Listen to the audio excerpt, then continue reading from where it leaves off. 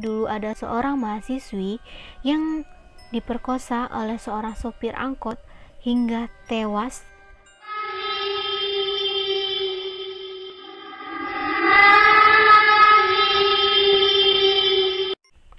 Assalamualaikum warahmatullahi wabarakatuh.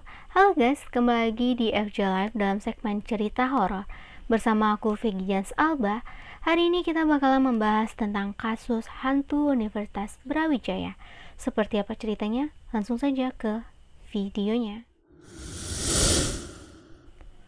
Cerita ini bermula dari seorang mahasiswi baru yang kala itu sedang berada di perpustakaan pusat Universitas Brawijaya. Sebut saja namanya Rahmi. Rahmi yang kala itu berada di perpustakaan, yang mana jam sudah menunjukkan pukul 11 malam.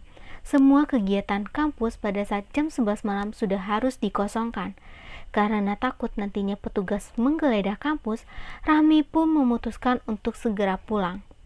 Pada saat itu, keadaan kampus sudah mulai gelap gulita karena lampu-lampu kampus sudah dimatikan. Pada saat perjalanan pulang, Rahmi yang berjalan kaki dari perpustakaan menuju kosnya melewati rektorat. Di sepanjang jalan dekat rektorat, begitu banyak pohon-pohon yang tinggi dan besar.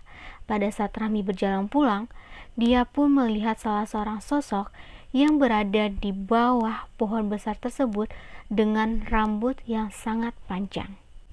Rahmi pun mulai merasa aneh. Dia pun mulai ketakutan.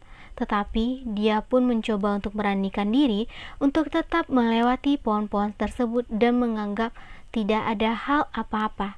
Namun, dari bawah pohon tersebut mulai terdengar suara-suara aneh. Dengan rasa yang sangat penasaran tinggi, Rahmi pun akhirnya memutuskan untuk mendekati pohon tersebut. Ketika dia mendekati pohon tersebut, Rahmi pun mulai mencium ada bau yang sangat menyengat dan merasakan ada yang aneh. Langkah demi langkah, Rahmi pun mendekati pohon tersebut hingga dia merasa sesuatu yang aneh dan janggal di kakinya. Seperti ada cairan, tetapi mempunyai bau yang sangat menyengat. Rahmi pun akhirnya memberanikan diri untuk melihat ke bawah menuju kakinya. Dan ternyata dia pun menginjak sebuah cairan yang seperti kencing tetapi dilumuri oleh darah haid perempuan. Rahmi pun mulai merasa cemas dan semakin ketakutan. Tetapi dia terus berjalan mendekati pohon tersebut untuk melihat sosok apa yang ada di bawah pohon tersebut. Akhirnya ketika Rahmi melihat sosok itu semakin jelas dan dekat, dia mulai berpikir nantinya dia akan menemui seseorang yang mungkin wajahnya hancur atau seperti kuntilanak. Tetapi setelah Rahmi melihat di saat matanya saling bertatapan dengan sosok gadis tersebut, ternyata dia melihat sesosok yang bermuka rata dan transparan. Di situ Rahmi langsung ketakutan dan dia pun mulai cemas dan meninggalkan sosok tersebut.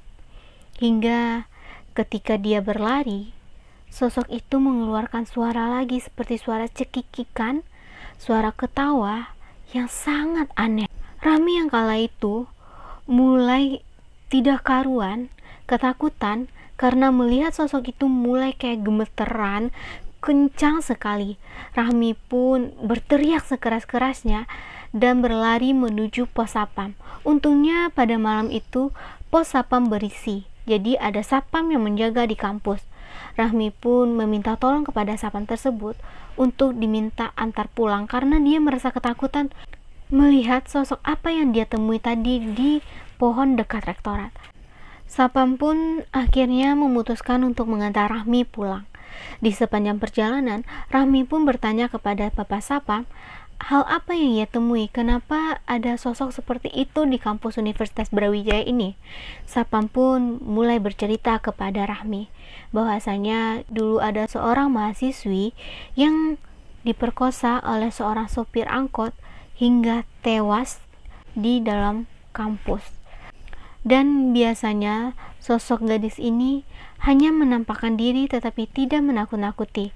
Namun pada Rahmi terjadi hal yang berbeda, melainkan Rahmi dilihatkan wujud aslinya dan ditakut-takuti sampai Rahmi berteriak kencang. Sapam pun bercerita kalau hantu yang menampakkan diri di Universitas Brawijaya ini sangat jarang sekali menakut-nakuti mahasiswa, melainkan hantu ini meminta tolong kepada mahasiswa. Dan Sapam pun menyarankan kepada Rahmi, apabila dia pulang dari kampus pada larut malam, hendaklah ia berjalan bersama temannya atau ada yang menemani, karena kalau ketika sendiri biasanya hantu itu sangat sering menampakkan dirinya, bahkan meminta tolong kepada mahasiswa yang lewat dekat pohon-pohon besar di dekat rektorat. Dan itulah cerita kita malam hari ini. Apabila kamu ingin aku bahas cerita yang lainnya, silahkan komen di bawah. Jangan lupa tekan like, komen, dan subscribe agar aku lebih semangat lagi untuk update cerita-cerita terbaru. Dan sampai jumpa.